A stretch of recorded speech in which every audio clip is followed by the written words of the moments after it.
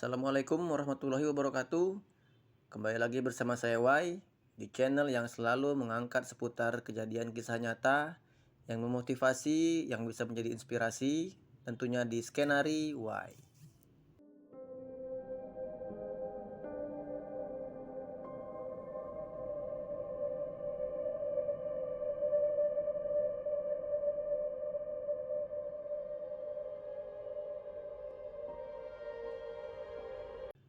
Kisah kali ini tentu saja sebuah kisah nyata yang sangat menarik tentunya tentang menggantungkan segala sesuatunya hanya kepada Allah.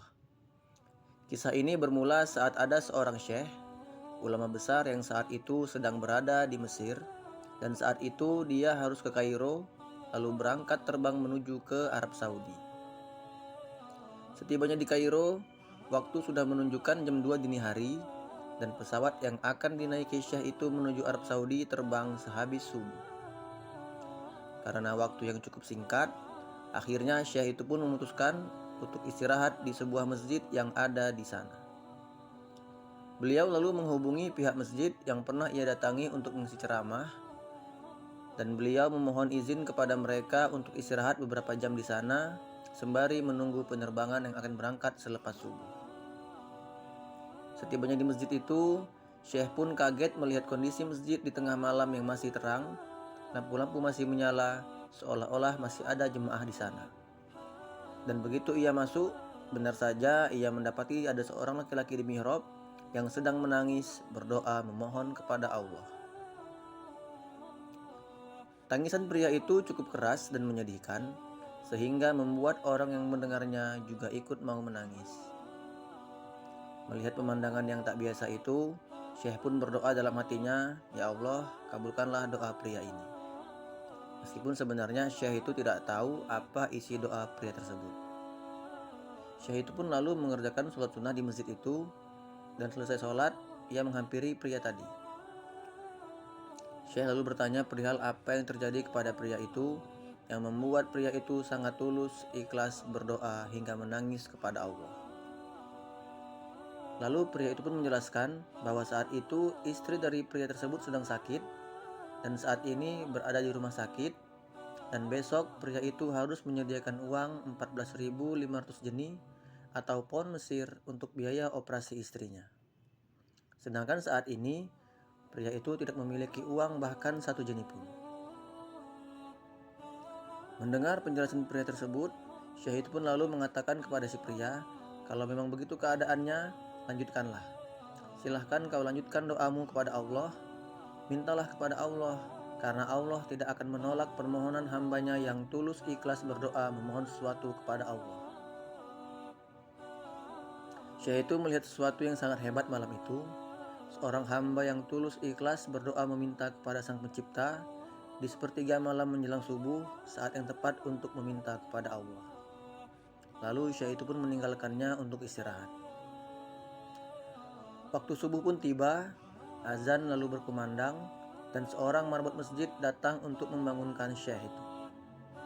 Selesai azan, mereka melaksanakan sholat sunnah, lanjut iqomah, dan saat itu orang-orang yang mengetahui bahwa Syekh ini adalah seorang ulama besar memintanya untuk menjadi imam sholat subuh pagi itu. Awalnya Syekh itu menolak karena kondisi yang cukup lelah, namun karena terus ditawarkan, Syekh itu pun mengimami sholat subuh pada pagi itu. Dan saat itu pula ada seorang pengusaha besar yang sedang berada di sekitar masjid, dan si pengusaha ini ternyata mengagumi Syekh itu. Dia sangat suka dengan Syekh itu dan sering mendengar kajiannya melalui sosial media. Karena sering dengar kajian Syekh itu, tentunya pengusaha ini tahu betul suara Syekh itu. Dan suara Syekh itu saat menjadi imam sholat terdengar sampai keluar melalui pengeras suara di masjid. Pengusaha yang mendengarnya tadi langsung tanda dengan suara Syekh itu dan langsung memutuskan untuk ikut sholat subuh berjamaah di masjid itu. Setelah selesai sholat, pengusaha tadi pun langsung menjumpai Syekh itu, lalu menceritakan bahwa saat ini ada hajat dari pengusaha itu yang belum terlaksana, dan dia sangat butuh nasihat dan arahan dari Syekh untuk hajatnya ini.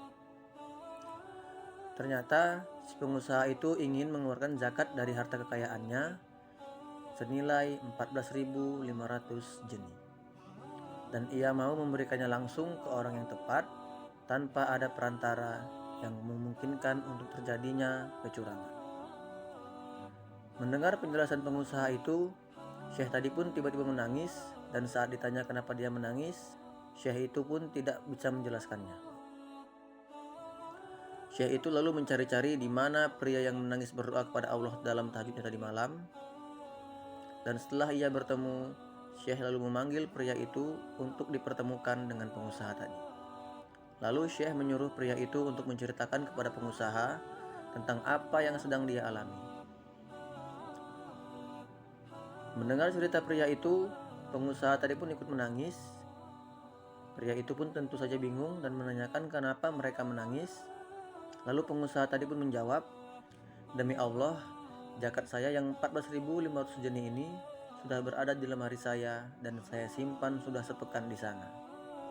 Saya sangat ingin memberikannya secara langsung kepada orang yang tepat dan benar-benar membutuhkan." Lalu pengusaha itu pun memberikan zakatnya kepada pria itu sambil berkata, "Ambillah uang ini dan semoga Allah selamatkan saya di akhirat." Pria itu pun menangis, dan tiba-tiba hal yang membuat kaget Syekh itu ialah sesaat setelah pengusaha tadi memberikannya uang, pria itu tiba-tiba langsung seolah-olah melupakan Syekh dan si pengusaha. Lalu dia pun mengangkat tangannya bersyukur kepada Allah dan berkata, "Ya Allah, aku mencintaimu."